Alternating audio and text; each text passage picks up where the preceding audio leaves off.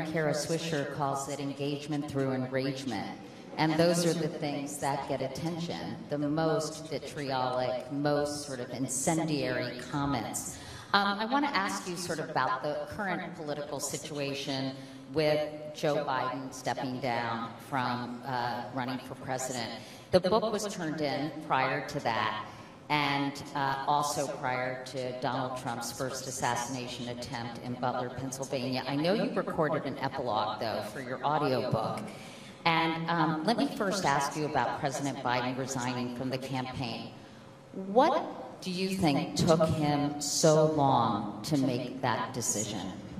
Well, I don't have any inside information, but I think, number one, he did a really good job as president. He got a lot done.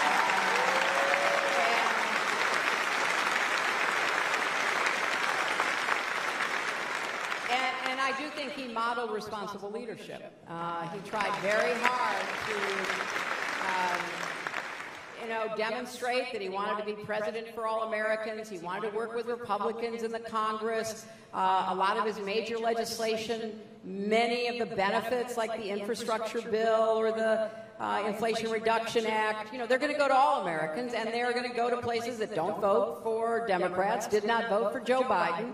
And he really did have a strong commitment to try to, reach out to people and to build a much, calmer approach toward bringing people together to solve problems. So if you've had that kind of record and you've done a lot, as he did, I think that those of us who were around him, both I was around him numerous times. Actually did a fundraiser with him with my husband right here in Virginia at Terry McAuliffe's house, who I think is here tonight, about about a week before that debate. And not only did he speak, he was in a photo line for an hour. Then he went around and talked to everybody who was at the fundraiser. So when we saw the debate, like every other American, we were, surprised, shocked even. And I think, again, I'm thinking that this is how he felt about it. He said, okay, I had a terrible debate, don't know what happened to me, but I'm going to go out and I'm going to campaign and all the rest of it.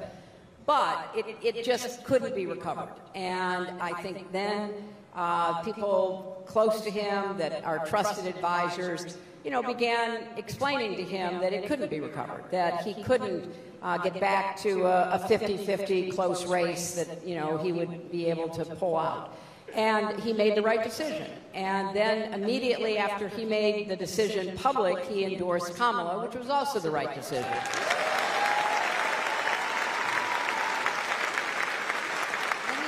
About that, because I know you had a conversation with Kamala Harris that Sunday. What can you tell us about that? Well, you're right that my book had to get to the printer before all of this happened. You must have been like, damn. Gosh, it was pretty agonizing.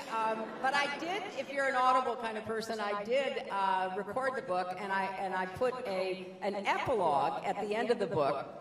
Or at the end of the recording. It's not in the book, but it is in the audio version, in which I talked about how I felt. I mean, first of all, I thought Joe Biden made a patriotic decision, and it was commendable, and I was, very grateful to him, and I thought his endorsement of Kamala was the right thing, and that afternoon, Bill and I talked to the president, we talked to the vice president, and I say in the epilogue, I wasn't sure how I would feel when another woman would be so close to breaking that hardest glass ceiling, and I was thrilled and so excited.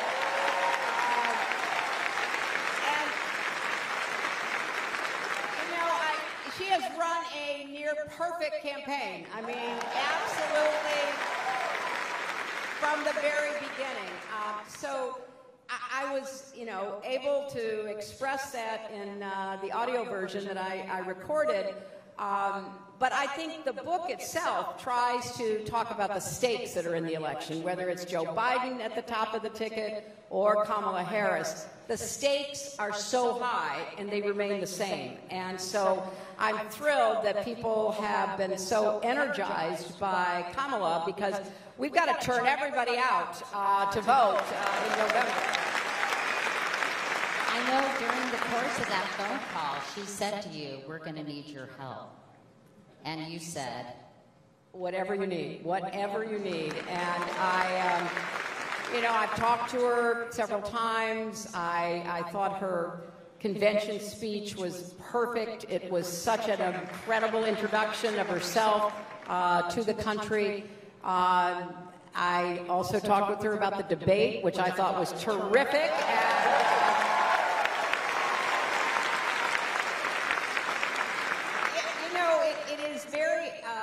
For me, it's very exciting to see someone literally just get thrown into the deep end of the pool. Like, oh, now you're running for president. And to see her just pick herself up and get prepared to do it. And I love her vice presidential candidate, Tim Walz, who is such a breath of fresh air. So I'm doing events. I'm helping in every way that I can, because literally we have 50 days left, and there's so much at stake that I personally am going to do everything that I can to make sure this election turns out right. At the time when there was so much discussion about whether President Biden was going to drop out of the race, many Democrats were hoping for an open process where a number of candidates could have competed for the spot. But you, as you said just a minute ago, you were a big supporter of Kamala Harris's from the get-go. Why did you think that was the best path, and what downside did you see in having a more open process? First of all, I thought she'd earned it. She has been the vice president.